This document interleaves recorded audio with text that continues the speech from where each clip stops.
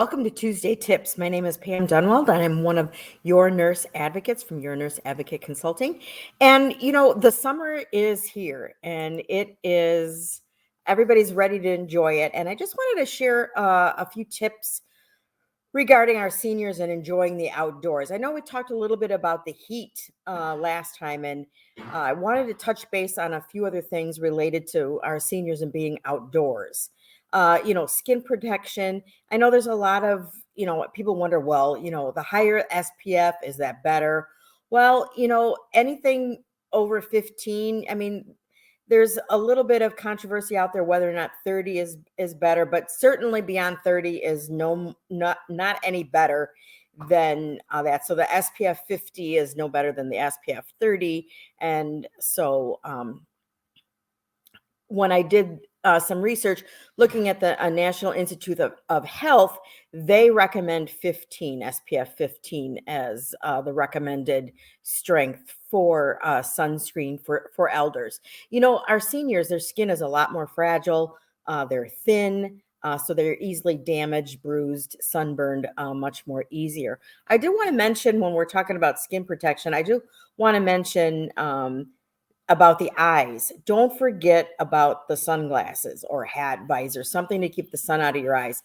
And a lot of people don't realize, especially those baby blues, there's no color pigment, nothing to protect those eyes, and exposure to a lot of sun without wearing a hat or without wearing sunglasses, that can preempt you or precurse you to cataracts. So I have blue eyes, and I'm in my mid 60s, and I've been to the doctor, and he says they may be starting, and I always wear sunglasses because I can't stand the bright light. So just kind of food for thought. Don't forget the sunglasses.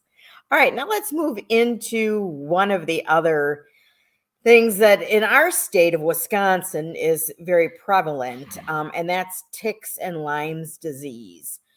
Seniors who love hiking or love to be outdoors, or in the woods during the summertime, we need to keep an eye out for the ticks and Lyme's disease. Lyme's disease, it's a bacterial illness, and it can cause, flu-like symptoms, achiness, upset stomach, nausea, joint pain, and just feeling really, really fatigued.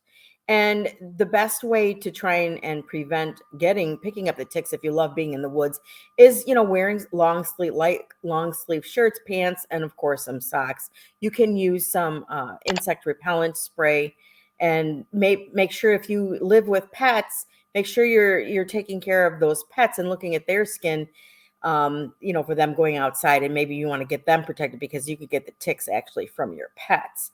So here in Wisconsin, the doctors are very good. I can tell you from my experience in working in a hospital here, that when someone comes in and they've got some unexplained kind of flu-like symptoms and joint pains and fatigue, they are very quick to check for Lyme's disease. When they can't blame those symptoms on anything else, even if there's no bullseye rash, even if the patient can't recall pulling a tick off, or maybe a tick was just crawling on them and they didn't attach.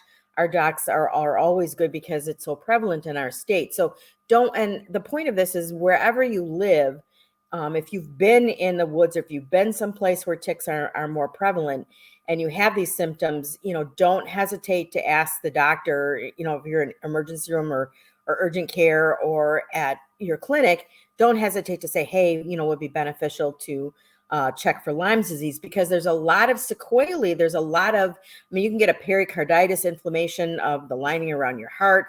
You can get all kinds of long-term effects, neurological effects, from not treating Lyme's disease. So it's really, really super important that you make sure that if you do have it, that you are treated. And, sometimes people need a second round of antibiotics, and the symptoms aren't still resolved after that treatment, after a couple of weeks goes by. So actually the doctors will order another course of oral antibiotics. So just make sure that you're aware of the symptoms, be aware of your surroundings, and don't hesitate to ask your doctor if they don't bring it up, and just say, hey, could this possibly be Lyme's disease? Can we go ahead and do a tick panel and check for that? Okay, so let's move on to some other bugs and mosquitoes. Mosquitoes can, the Zika virus is one of the things, and the West Nile are the two illnesses that you can get from the mosquitoes. So again, insect repellent that's safe for seniors. Use those containing, it's called lemon eucalyptus, or try and go with, if you can, the more natural type things. Again, the DEET is effective, but the DEET, long-term exposure to the DEET is not good for us. So avoid sitting in areas that are prone to housing mosquitoes, especially try and, puddle, stagnant water are places where they like to breed and lay their eggs. So other bugs besides mosquitoes, I mean, just again, be aware of your surroundings. Spiders, for example. We traveled a couple of years ago to visit our family in South Carolina. I'm not real familiar with any of the bugs or anything in South Carolina, but we were just sitting outside enjoying the evening, weather, and it was warm, and I got bit by a spider underneath my arm and didn't think anything of it. It kind of itched a little bit at first, but then, it went away. But 2 days later, I had a cellulitis, which is a skin infection, and I had to get treated with IM, the shot and the keister.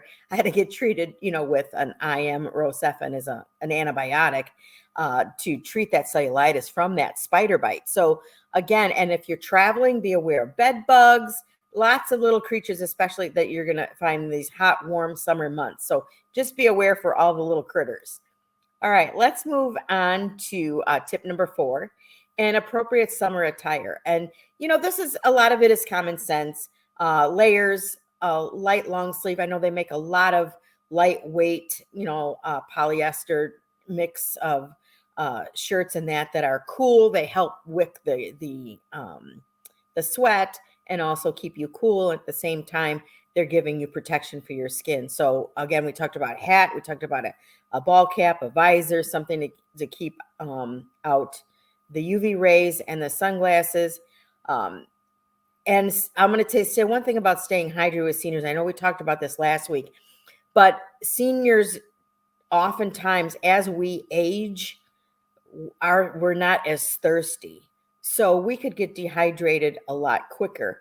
And what I will mention about that is a lot of seniors are already taking medications that make them prone to getting dehydrated, especially in the summertime, like the diuretics, if they have congestive heart failure, or there might be other reasons, they're retaining fluid, they have swelling. There may be other reasons why they're on a medication that makes them urinate more. So that is going to make you more prone to dehydration.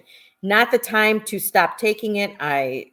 Don't stop taking any of your medications without consulting with your doctor, but just be aware that if you're already pulling extra fluid off with your medication, that could make you more prone to dehydration when you're outdoors enjoying the summer heat. Outdoor exercises, which is tip number 5, really good, obviously, for our seniors.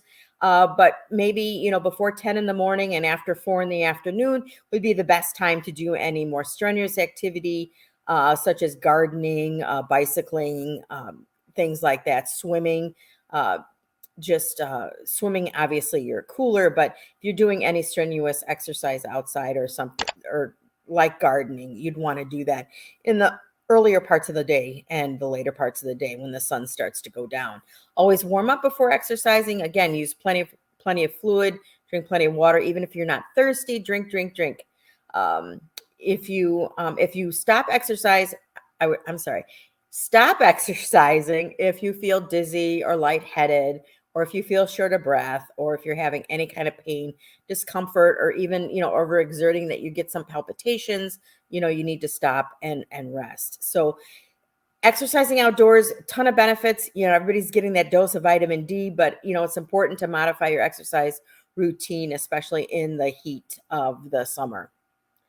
All right, going on to our last tip is just talking briefly about heat-related illnesses. There's heat stroke, heat exhaustion, heat syncope, which is fainting, heat cramps, heat edema, heat rash, and then we talked a lot about the dehydration. They're all common that we see in our seniors during the summertime. So seniors should avoid prolonged exposure to the sun. And as we said, drink plenty of fluids. And I know we're really kind of beating that, so to speak, but it's really, really, really important. I can't tell you how many people come into the hospital and are admitted for overnight because they've become dehydrated. Now, maybe not in the summertime, but if they fall, they've been on the floor, 8 hours or so before someone finds them. That's enough for them to get dehydrated, and they just feel really horrible. And once we give them IV fluids and replace those fluids, sometimes the fluids alone is enough to just make them better.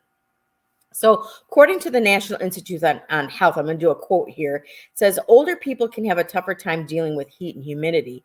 The temperature inside or outside does not have to be high to put them at risk for a heat-related illness. We talked about drugs, the diuretics, and they also mentioned sedatives, tranquilizers, and some heart and high blood pressure medicines that can make it harder for the body to cool itself. So we want to look for the symptoms such as headache, confusion, dizziness, or nausea. Could be signs of a heat-related illness.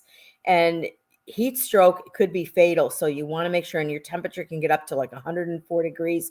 You want to get to the doctor, get to the emergency room to find out if you need treatment. So to keep the heat-related illnesses at bay, we're going to wrap this up with, get out of the sun and into a cool, ideally air-conditioned place. If you don't have air conditioning, if it's not working, see if there's a family or friend, loved one you can visit, or the mall, a library, some public place that that has air conditioning where you can cool off, or say a restaurant. Drink fluids, but avoid alcohol and caffeine. Alcohol and caffeine both can act as a diuretic, which means you're going to pee out more than you take in. So that means it's going to make you get rid of fluid more. So you want to avoid that. Shower, bathe, or sponge off with cool water, and then lie down and rest. Sometimes just being out in the sun can really, really fatigue you. So just want to say that these are the 6 tips we wanted to share today for Tuesday Tips. Don't forget, this is going live on our forum, Speaking Out on the Care of Aging Parents. So if you'd like to, I'll put the link in the description on the video if you happen to catch the replay. Thanks for watching, and consider hopping on our forum where we have all kinds of discussions about supporting our aging parents. So with that being said, we'll see you for the next Tuesday Tips. Take care and stay cool.